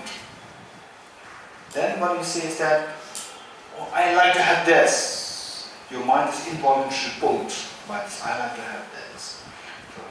And then your friend says that this is expired chocolate. This is 2 years expired chocolate. Sometimes it happens to me also. You know, my friends give me things, I put in the refrigerator. And then I don't get time to go through all these things. And then after 2 years, my relatives, they come, they clean the fridge, and they see the chocolates very 2 years old ones. Right? Okay, your friend tells you that this is 2 years expired. Then what happens? Your interest disappears. Why? Because the purpose of chocolate is to come in touch with your tongue, and the tongue will not experience the pleasure. Right? So therefore, the object, you are not really attached to the physical form, you are attached to the taste. Because taste will give you a pleasant feeling. Right? So the taste, even the taste what? This taste is to give you a pleasant feeling. Number 2. Now, who experienced this pleasant feeling? My mind experienced this. Right? Whose mind? My mind. There are 4 things happening. 1, the chocolate, physical form. Number 2, the feeling generated by the chocolate. Number 2. Whose feeling? Who's experienced this feeling? My mind has experienced this, the mind. Whose mind? My mind. There are 4 things happening. What are the 4 things? Physical form, the feeling, the mind, and this person. I, my mind, I. 4. Okay. So the first one, form is a body, right? So see this physical form, that gives you the attachment. Or undesirable things gives you the anger, whatever. Okay, form, then the feeling, then the mind, then the person, right? So relating this to my 4 mindfulnesses, the physical form, how to detach yourself, how to cut this attachment to the physical form is by meditating on the physical form as empty. Empty of what? Empty of being different from the whole. Empty of being different from the whole. Right? Okay. 1, physical form. Now the empty of being different from the whole meaning, in the actual sense, same, related to the human being. So this physical form is empty of different form, means this physical form and the person, these two are empty of being different. Just as the physical form is dirty, the person is dirty. Just as the person is dirty, the physical form is dirty. These two are not different. These two are empty of being different. So emptiness, here we are meditate on the impurities. 1. Number 2, the feeling. the feeling generated, this is what we see as feeling as pleasurable, happiness, right? Okay, this is, I would say that this would be very helpful for us, the feeling, right? Okay, painful feeling, nobody wants it. We don't need to meditate on the, to detach from the painful feelings. This is what everybody knows, everybody is so expert in this. But we are not expert in detaching ourselves from the pleasurable feelings. And so now this is a question, this is a very, very serious question. Right? Okay, tell me. So you get a pleasurable feeling out of good food, out of good house, good cars, and good neighborhood, and so forth. Okay, should we feel detached to these things? This is the question. What's the answer? Yes. No. Yes. Anyone else? Okay, my question again. Say the feelings, pleasant feelings, as well because of the good food, good house, good, say, the environment and so forth. Are these something that we have to get rid of? No. We should get detached from this. We should detach from this. Why? Because after a point, the same food is going to cause, if we are continuously attached to it and if the food is taken away, I'll feel sad, right? Yeah. So it's good to be detached. Experience it, but be detached about it. How can we detach? How That's why can we I've come detach? to class. Okay, this is very good. This is a very important question. Say, should we, in other words, there are many nuances here. One is, okay, we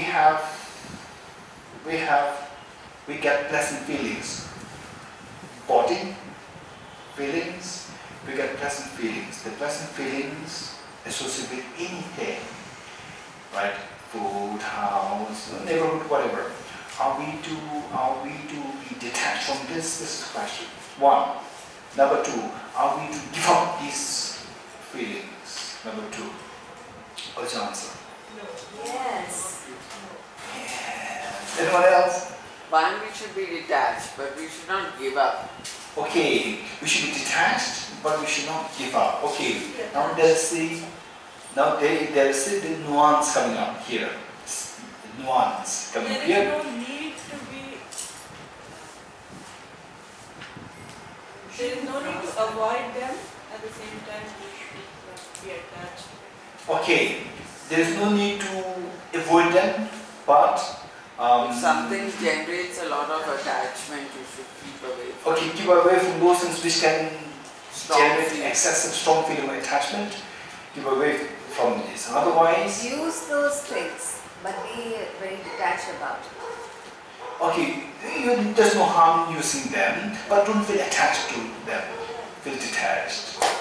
Okay.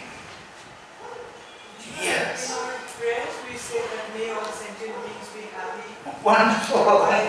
May all sentient beings have the happiness and the cause of happiness, and the ultimate responsibility that all beings have happiness and cause of happiness. And remove the suffering. So why are you making these prayers? This is the next question. You should, if we are attached to the good food, or say good person, or anything that is good, like I'm attached to you now. If you go away, and if I'm still attached to you, I feel sad when you go away, right? So therefore Okay. I should be detached. Tell me, what do you mean by attached to the person? When you're feeling, they are grasping. What do you mean by grasping? The fact that I want to continue listening to your class. Okay, let's say I want to always put the Buddha Shakyamuni. Is this attachment? Should we detach from Buddha Shakyamuni? No. Right? Or when the Buddha Shakyamuni goes away, I feel sad. That's actually a good question. Oh, Even okay. I had that question. Should we even have attachment to spiritual things is my question. Oh wow. Okay, so now detach from the mundane objects, detach from the spirituality. Right? But utilize both. Okay, illusion like the illusion like other things, And illusion of suffering, illusion like sentiments also, so no compassion. It depends on the level you are. In the 37 practices of the Bodhisattva, it says the first few practices for the Bodhisattva to leave the place that he is from and things like that and go. And then once he's got some measure of understanding, then he can come into the society and not have the pull and push of the various. Okay, first fence yourself. Once you become very strong, then you go to the society, so the pull and push will not happen. But you could. But as Amben said, let me pray. May, right? May all sentient beings have the happiness and the cause of the happiness. We never said that may the sentient beings have happiness only when they become stabilized, right? Only when they realize, when they become the parakate, right? Then we don't have to pray. I think in the prayer the happiness is not equivalent to attachment. Okay, this is a very, very serious discussion. Oftentimes, right, say when you explain one thing, it is like, oh, give up good food, good house, good thing, everything you have to give up. Otherwise, oh no, there's no harm in it, you can enjoy these things and so forth. Okay, the point is, finally tell me, what's the purpose of the spirituality? Tell me, what's the purpose of the spirituality? Not all other spirituality that you're doing.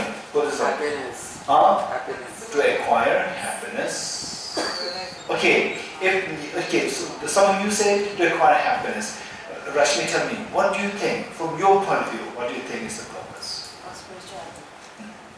of this spirituality? I think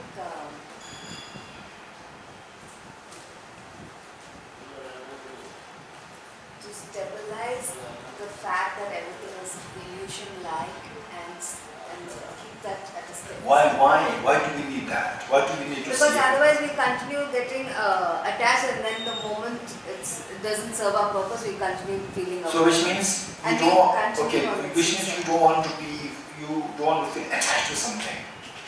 What's the problem if you feel attached to something? Tell me. Because the moment you start... Okay, do you see what I'm trying to do? Right? You ask what you have to learn, you have to acquire the skill, learn the skill to ask these questions, not only to others, ask yourself. Right? What's the problem if there is attachment? What's the problem? Tell me. The moment you start getting attached to something, there will be a point where you start getting averse towards the same. How? When that thing harms you. No, Rashmi, tell me. Yes, what's the problem? If you feel attached to something, then you will You also have a tendency to grasp at it. Right? tendency. Yes, so what's wrong with it? If you grasp at it. Always You're dare to ask this question. Yes, what's the problem? The moment you start grasping at it, you're imputing a lot more qualities which may not be there on that object, like good food. Say biryani is good food. Yeah. It's actually just food, but the moment I start grasping at the biryani and then I continue eating, I fall sick after some time. Okay, so we can grab to some extent, right?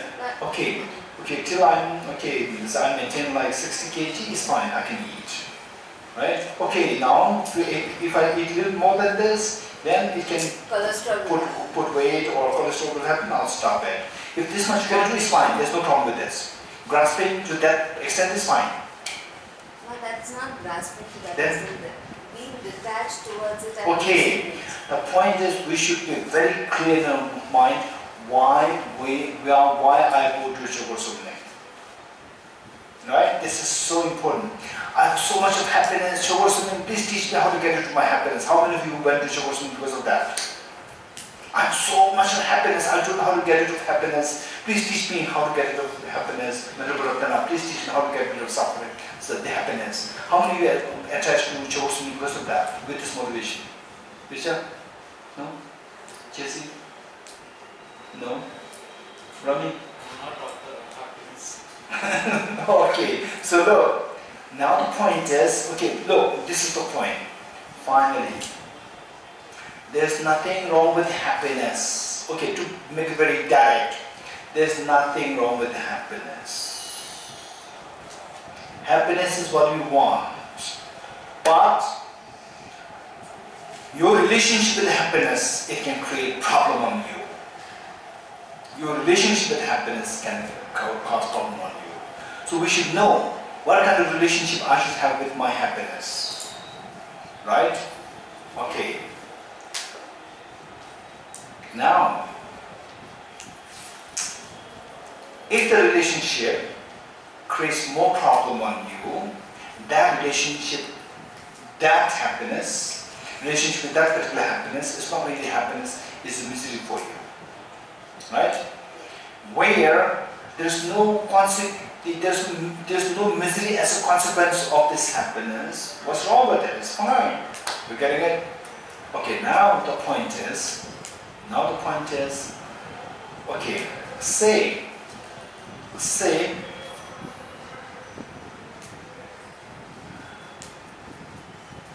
okay,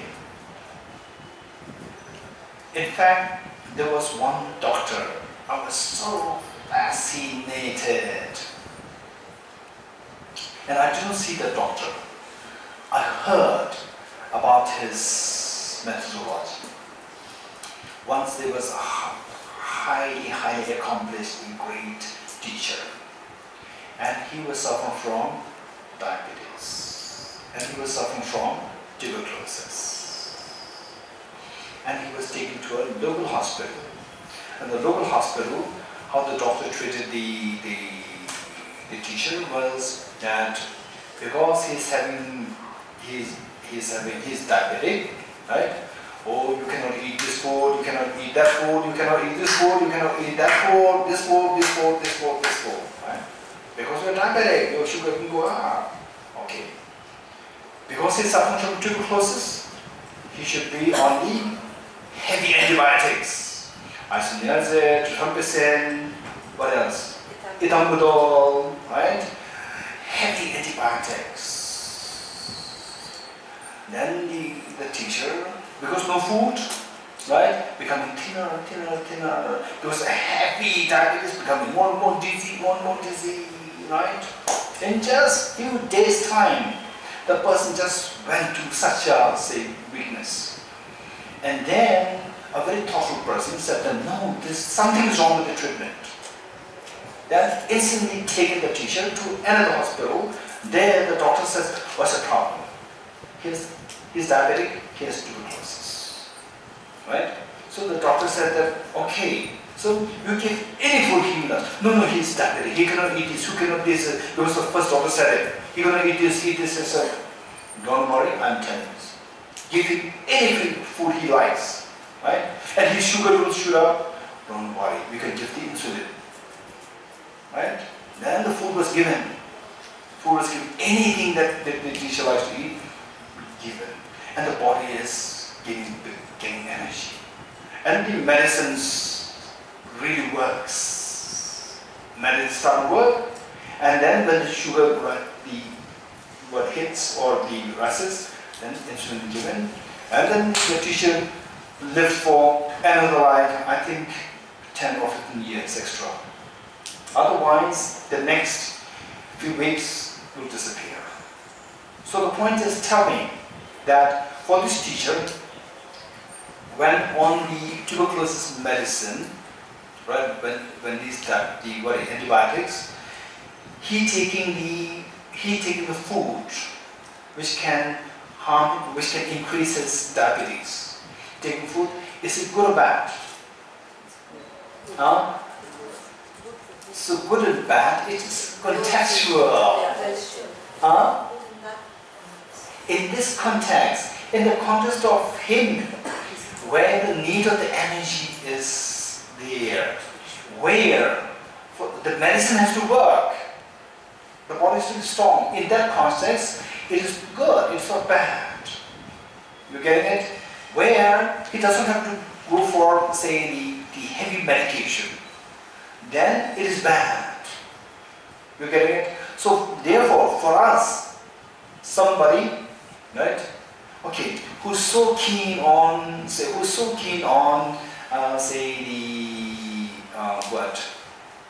chocolate drink. So who's so keen on chocolate drink?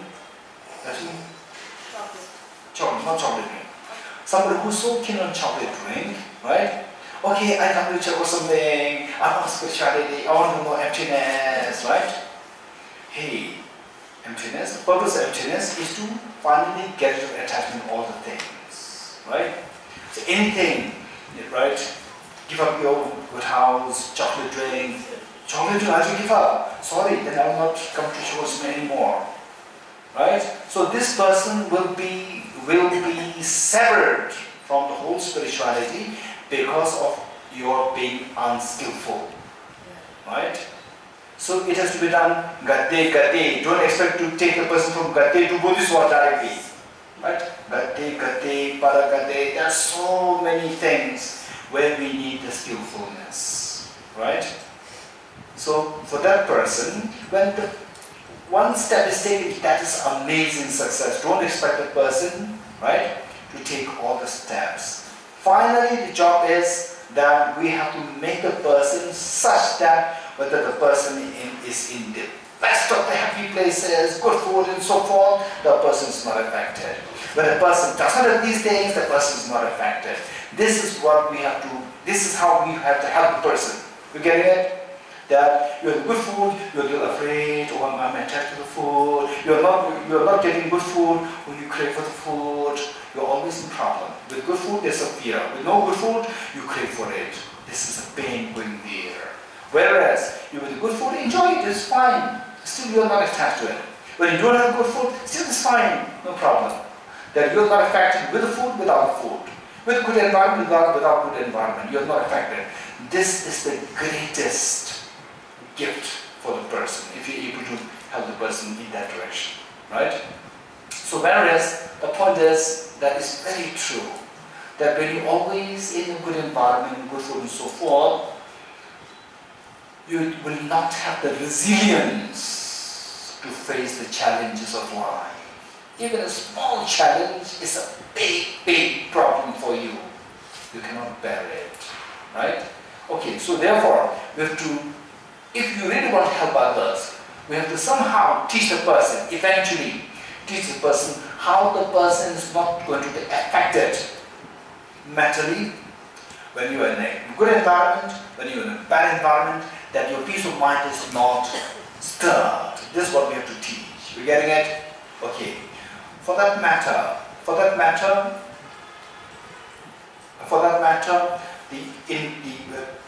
okay.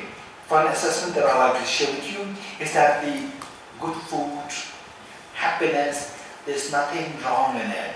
What is wrong is when your relationship with the object, when you feel attached to this. As Rashmi said, when you feel attached to this, the moment you are separated from this, there's a pain coming in you. There's a pain coming in you. You're getting it? One. Number two. I'll share this with you. This is so important for us. Think of it very seriously. Think of it very seriously. This will be very helpful for all of us, including myself. Is that if because of the relationship, attachment to the happiness, the problem is that this happiness becomes a bait for us. Don't forget it. Bait, B-A-I-T. Okay, what is bait? Anyone? The fish, the food for fish that we give to. Which food? The rotten food? To trap them. Oh, the rotten food to trap the... Good food. Rotten food or good food? Worms, whatever the fish Good likes. food, good Whatever the fish likes. Good food with respect to the fish. Right? Bad food, all fish will run away. Right? Good food will trap the fish. Where are we? Where are we?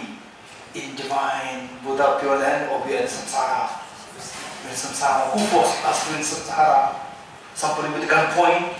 You're put to prison like this, into samsara. You have to stay in samsara, you cannot get out. Who puts us in samsara? Ourselves. Nobody with a gun, right? So how? And we know there's a sickness, aging, death. It's terrible. To think about this is terrible, right? But we're still in samsara. What made us stay in samsara? What made us stay in samsara? There must be something good there. There must be something good there right? The fish, why do the fish have to come towards who? Who will kill the fish? But why do the fish come there? Because of the bait. They should put bait there. If there's no bait there, no fish will go towards the hook. Okay, please hook me. No fish will do that. Because of the bait they hold. Samsara, they must put bait there. What is that bait? Sickness is a bait. Sickness everybody runs away from, right? Aging, no, everybody wants you. Suffering of change. Exactly. They should bait there. They should. This is so important. And how we see the bait, how vicious, how much we see the viciousness of the bait, that is determined by seeing the subtle nature of the samsara. The more we see the subtle nature of samsara, more we see the viciousness of samsara, then more we see the habits which traps us in samsara as bait. We get it. This is so important thing. This is so important, right? Okay. So the thing is, we have the same in the prison. Analogy that I gave you this morning, in the prison, right? There are two prisons. Oh, okay, 2 days ago, right? There are two prisons, and there are two prison guards, and the one prison guard, in order to keep you for the next 1 month before the extermination, right? You are provided with the swimming pool. You are provided with the good food, garden, and so forth. And the other the prisoner is getting food and put to what? Very hard the labor work. Okay. So which of the prisoner will likely, if one prisoner will escape, right? Who do you think will escape from the prison? Which of the two, first or second? Second one with the hardships. Why? With the hardships, the person is so well aware that this is not a good place, this is a suffering. Whereas the first one does not see the suffering, it sees as happiness. And then after 1 week, the termination happens. Right? So what made the first prisoner to die easily? What made the second prisoner to be, to live long? Because of the bait. Because of the bait. Right? So likewise, whereas if the first prisoner knows that he's going to be terminated, he can make all the plans to escape, plus he can enjoy the swimming pool, it's fine, and then make plans to run away. Right? There's no harm in enjoying the swimming pool, eating good food, being in the garden, meanwhile plan to run away. Right? This is for ordinary people. For most of the people, our thinking is not so developed. So therefore, say when you have broken arms, and if there is a very crowded, say Mela happening, a rockstar band is coming, you want to enjoy it, but you have broken arms, do you want to go there? If you go, it works. Because people, they do care about you, right? So, that is a wonderful place for you to go, but if you go there, it can harm you, because you are weak. For the weak people, for the weak beings, we need a little bit of fencing. Little bit of fencing. And whereas as you become stronger, then you remove the fence. It will not affect you. Right? Okay. Now, the point is, okay, let's see that the 4 mindfulnesses, I'll do another 10 minutes, then we'll have the half an hour tea break.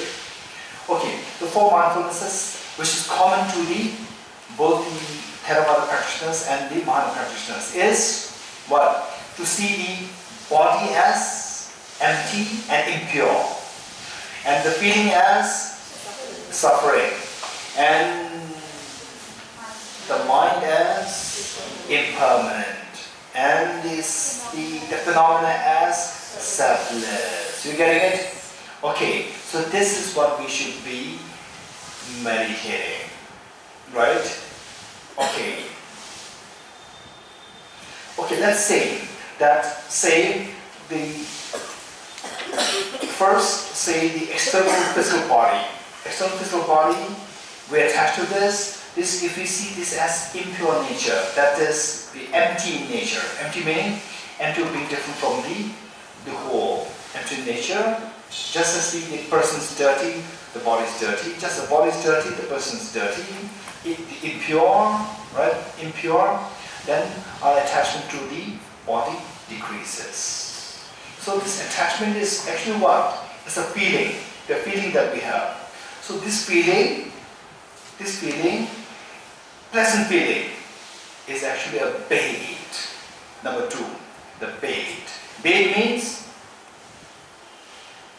if you identify, if the fish identifies that this is a bait, fish will go towards it or will run away from it.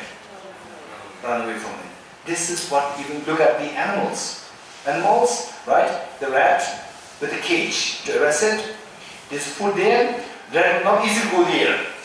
Rat also cautious. It could be a bait. There's, somebody might be there as a to trap him, right? So cautious. Come in again, get out. Do you notice that? Yeah. Okay. Imagine, once the same rat is trapped there, and then you release it, the rat will never come back again. Another rat may come, but same rat will not come. Same rat has memory that this is a bait. Right? Okay, so that, the pleasant feeling is actually like a bait. How do you see that pleasant feeling is like a bait? Okay, tell me, this is very important for all of us, right? So how can we see the pleasant feeling is like a bait? How can we see that? Because it will give more suffering. Huh? It will give more suffering. How? Because once let's say, you have pleasant feeling towards chocolate, the chocolate comes out, your cravings and other things will be there. Okay, the chocolates of... Okay, let's explore this. This is very important. Okay, even if we don't finish the text, don't worry, right? This is so important for all of us. Okay, let's say the chocolate runs off, right? Then the craving, but then it's fine. Sometimes it happens. Okay, tell me how. How can you see that the fleshly experiences are like a treated bait? How can you see that? We don't want to give up the pleasant feeling. We don't If- want to give up the pleasant feeling, so we continue, going through that same cycle of. Which cycle? We generate attachment, aversion based on those feelings. We generate attachment aversion based on these feelings. So what's the problem? We create negative karma. So what's the problem if We you create continue negative living in karma? that We samsara. We suffer. What kind of suffering? Suffering of change. Okay, did you get it? Say what the Shantideva is saying, that because of this pleasant feeling, how we can see pleasant feelings as a bait is, right, say it depends on your thinking maturity. Right? For those people, say for example, say a very small child, right, age 4 or 5, and oh please, I want chocolate. Hey, no, this is bait. Don't say this. The child will not understand it. Give a chocolate. This is better, right? But somebody already who reaches like age 17, 18, 19, then you can convert into this concept. How? Because of this feeling, then the craving, aversion, all these arise, emotions arise. Because of these emotions, then even a small thing, just over 10 rupees, just over 10, 100 rupees, people can start killing each other. These things happen. Just because of a, say, another car hitting your car like this, just a small, like this, your car is a scratch, you become so angry, then start killing each other. Your life is more than crores of rupees, and this scratch can be fixed in 2,000 rupees, and you lose. You give up your life, which is much, much more expensive than the crores of rupees. And why you fight? Why? Because this car is important. Why this car is important? Because the owner of this car is very important. Now you are ready to give this owner, give up this owner to protect this small scratch. What a stupid thing that we're doing. So this is, look, this is the point.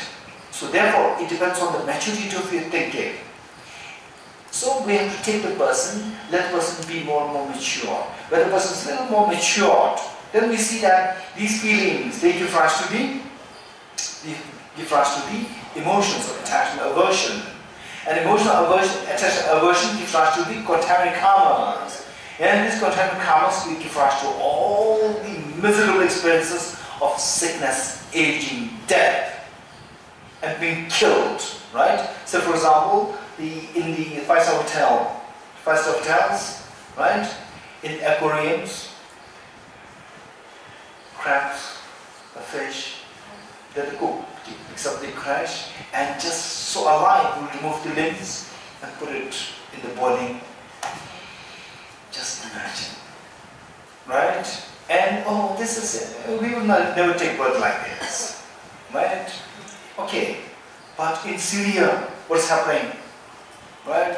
No peace, I'm not fighting. No, then at the next moment, the missiles hit you and you die.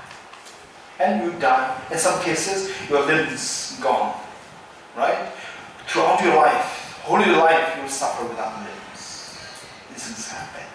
These are the results of what? Contaminated karmas.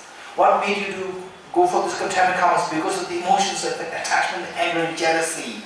What made you have these emotions? Because of the feelings. So finally we see that because of the relationship towards the pleasant feelings, that all these repercussions arise. If you think in this way, it is very important for us. It is very important for us to think. So meditation, always be mindful. Be mindful of the four seals, that all composite things are impermanent, that all contaminated things are suffering in nature. As long as I'm under the sway of that attachment, sway of this self-grasping ignorance and the self-centered attitude, these two demons, our contaminations, I will always be in the miseries like this, terrible miseries, right? Which I cannot envision now, but actually can happen. Okay, so which is, I don't want that. If I don't want that, get rid of these two demons. You getting it? So how these two demons become active? They become active related to the pleasant feelings. So with the pleasant feelings, right? There's no harm in the pleasant feelings per se. Your relationship with this. But the pleasant feeling, you feel the pleasant feeling with the self-grasping in a self-centered attitude, then the afflictions arise, the contaminated karmas arise, and the miseries arise. So this is just see how much we can practically think of, say like 10 minutes, 5 minutes a day on the basis of the four seals. Okay. Then, feelings as miserable, because the feelings are the pleasant feelings are the baits. What's next? Mind. The mind which experiences feeling. This mind is impermanent. Who is experiencing? My mind is experiencing. This mind, it is transitory. It moves so fast. Okay, so this will be very helpful. Will be very helpful. Meditation on the impermanence of the mind. How the mind moves. Finally, who decides I? Who I am? Is my mind. My mind represents myself. So this mind is so transitory, right? Transitory. And the objects which the mind also interacts with, they're also very transitory. With this impermanence, then usually what we think is that I'm permanent. Then we build the house, we build, you buy shoes will last for the next 10 years. Right? Okay, the clothes, you buy something, it should be long lasting. And whatever objects that we buy, the cars, the house, the shoes, the watch, whatever, it should be long lasting because the person who is using this is very long lasting, permanent, right? So now if we remember that I'm impermanent, look at this person, that person died. Look at this person died. And we are the same age. And that person, younger than me. So like this, anytime, right? I have some problem, I made some problem, and takes to the hospital and diagnosed cancer. This happens. So once in a while we have to think like this, right? Okay, so that this mind is impermanent. With this, sense of permanence will subside. When sense of permanence subsides, okay, in fact, this is, I personally, right? As earlier, when I first had the mobile when I first had the mobile, I had a feeling that, okay, now I got something which is a very safe place where I can keep all my documents, right? Okay, well, I have all the important documents. For example, at one point, I'm so keen on the English words, word meaning, and the beautiful structures, right? I keep them all there. So these are my treasures. And the moment you change the mobile, many of these things, because I'm not really good at it, many of these things which I stopped disappeared, right? And a better mobile. Again, same thing. A better mobile. Again, change. All the materials go away. And the mobile, the worst case at one point, that you have to update upgrade the what? Software, right? Okay, if you don't upgrade this, then some of the mobiles, right? Say if you don't upgrade it, then it's not usable. It doesn't work, right? Wow, it's not in the hand of the mobile is with me, but it's not in my hand. It's controlled by the people, the company, they control it, right? Wow. And then I have to buy the next one. If I don't buy the next one, this is not useful now, right? For sure, one day they will make like this, right? I was so fascinated. Earlier, on the, say, making the books, you use the software, pagemaker, right? You use a pagemaker. Fine, very good, okay. Then a better version of this came. What is that? InDesign. InDesign. Now InDesign, okay, pagemaker, the software is very expensive. Okay, it's fine, it's one time, it's fine. Now these people, they are very smart, right? Software is in your hand, but it's not in your hand. You have to pay per month. It's in your hand. Wow. Then I got a feeling that you buy one mobile and then they can easily monopolize this. Monopolize this, how? That in 2 years you have to get a new mobile, otherwise this mobile cannot operate on the new software, right? And everything operates on based on the new software. The first one becomes obsolete. So then I started to feel that this is totally unreliable, right? Impermanence, unreliability, in a very sophisticated way. Okay, so this mind is impermanence. And then the phenomena, rest of the phenomena, other than the body, feeling and the mind, the rest of the phenomena, they are the nature of the selflessness. Okay, this is what is being emphasized, this is what is being practiced as common practice between the Theravada practitioners and the Mahayana practitioner. Okay, now for the, exclusively for the Mahayana practitioners, not practitioners I would say. Yes, okay, let's say, as per the Mahayana Sutras, what is said here, what we're going to study here, this is as per the Mahayana Sutras, right? Okay, tea break. Okay, tea break till 5:30.